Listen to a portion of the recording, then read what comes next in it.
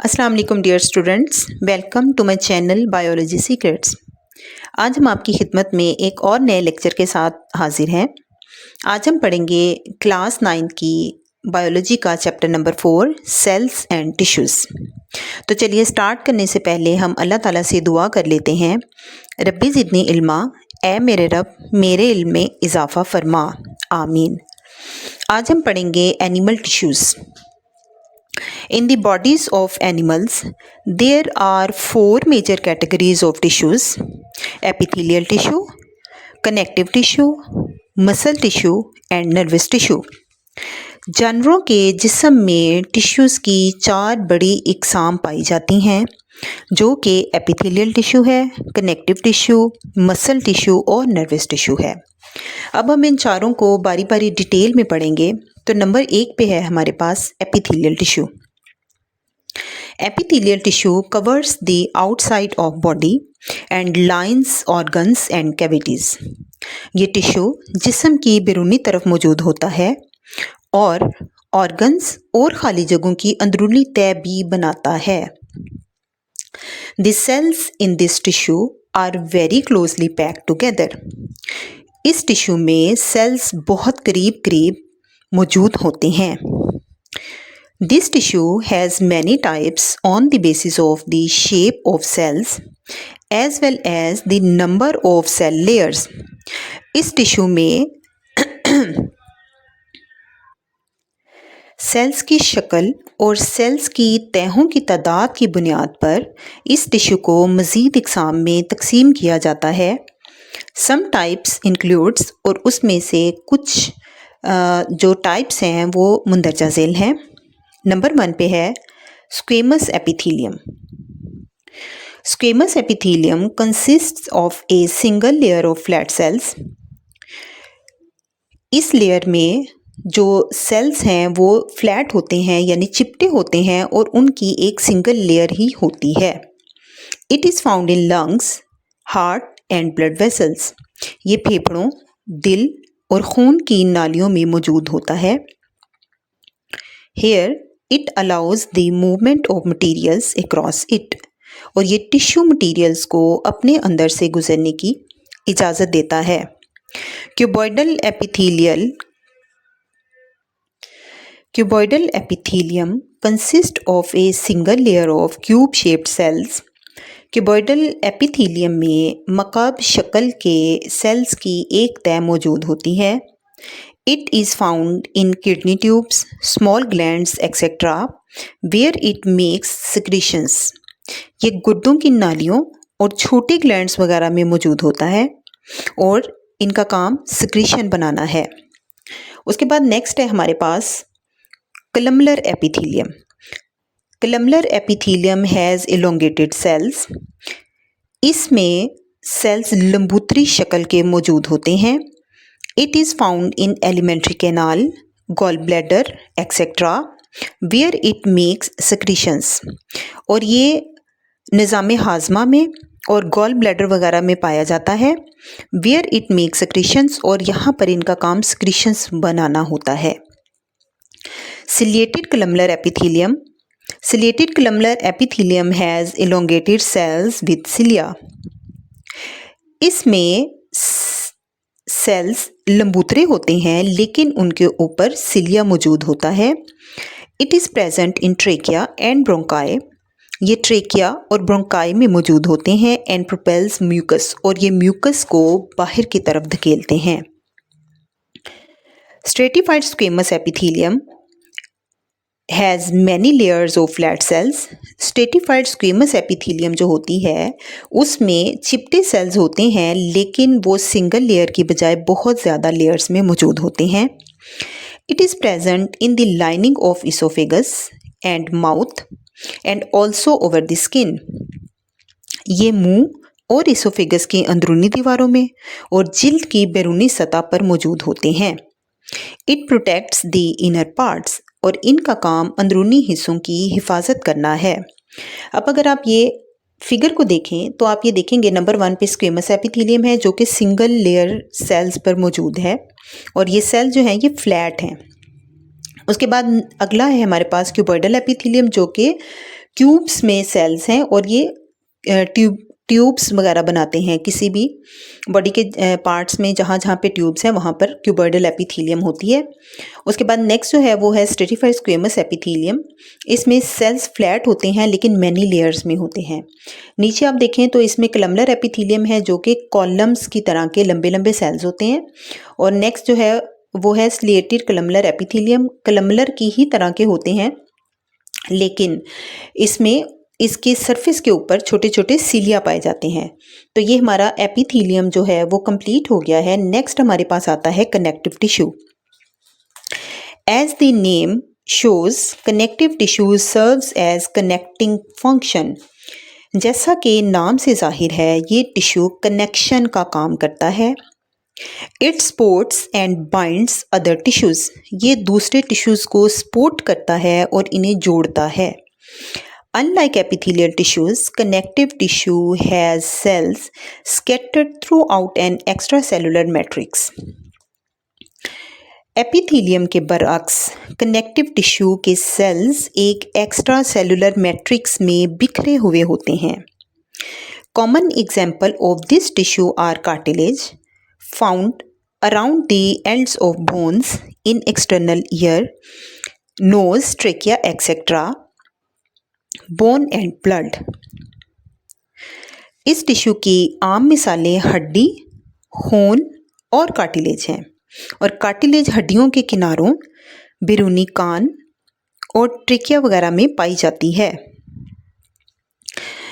The adipose tissue found around kidneys, under skin, in abdomen et cetera is also a type of connective tissue. गुर्दों के गिर्द, जिल्द के नीचे और एब्डोमेन वगैरह में पाया जाने वाला एडिपोज टिश्यू कनेक्टिव टिश्यू की ही एक मिसाल है। It provides energy and supports organs. ये ऑर्गन्स को सहारा देने के अलावा एनर्जी भी मुहैया करता है। नीचे ये आपको फिगर नज़र आ रही है, इसमें नंबर 1 पे कार्टिलेज है। ठीक है, इसमें कार्टिलेज के सेल्स होते हैं और ये एक्स्ट्रा सेलुलर मैट्रिक्स के अंदर मौजूद होता है।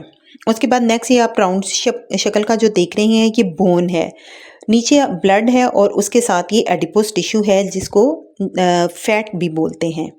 ठीक है, यहाँ पे हमारा कनेक्टिव टिश्यू जो है वो कंप्लीट हो गया है। नेक्स्ट आता है हमारे पास नंबर 3 पे मसल टिश्यू। तो मसल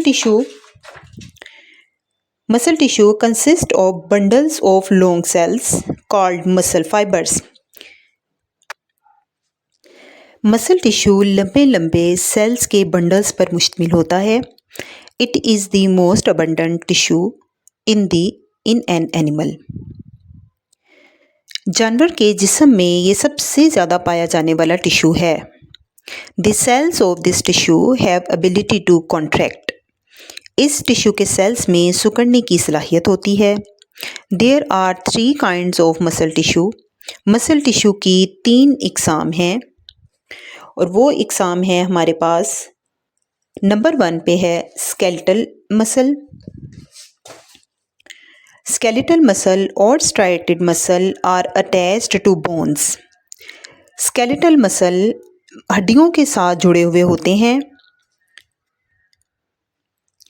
स्केलेटल मसल या धारीदार मसल्स हड्डियों के साथ जुड़े हुए होते हैं।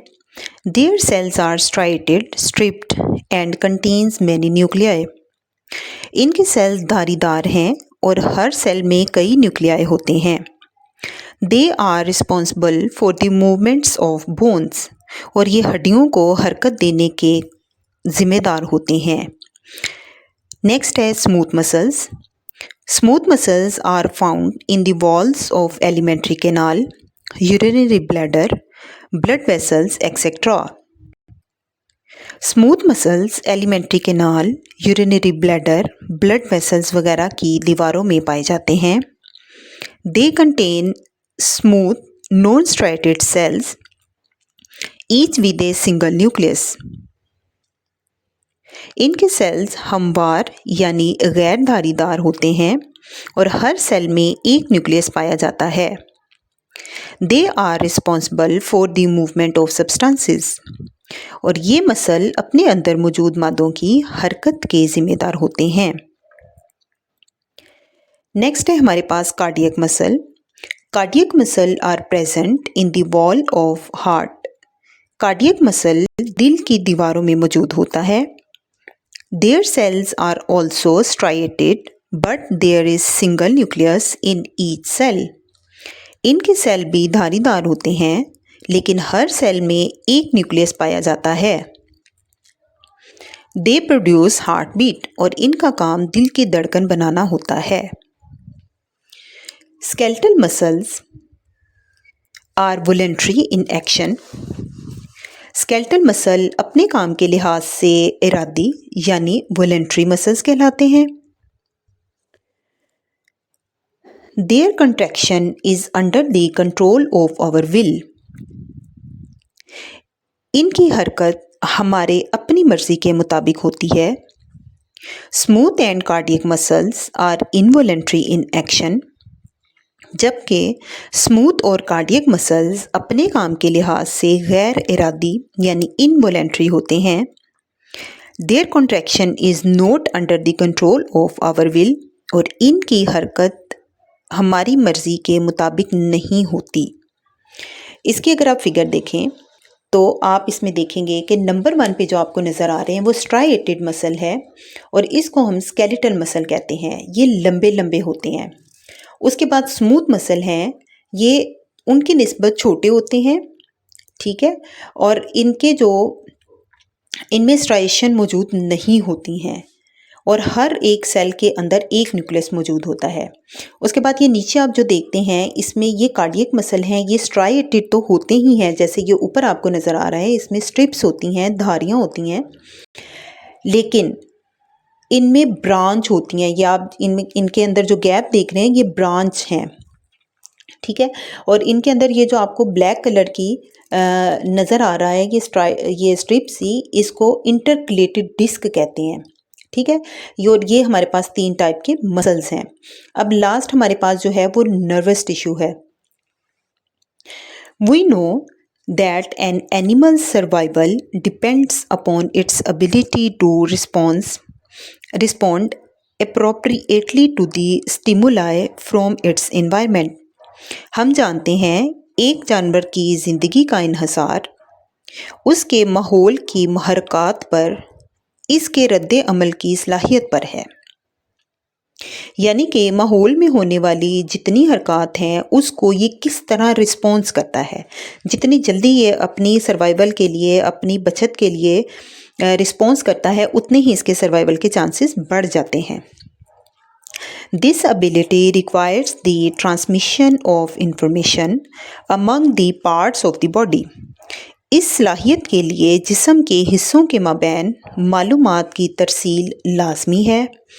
Nervous tissue forms a communication system and performs this task.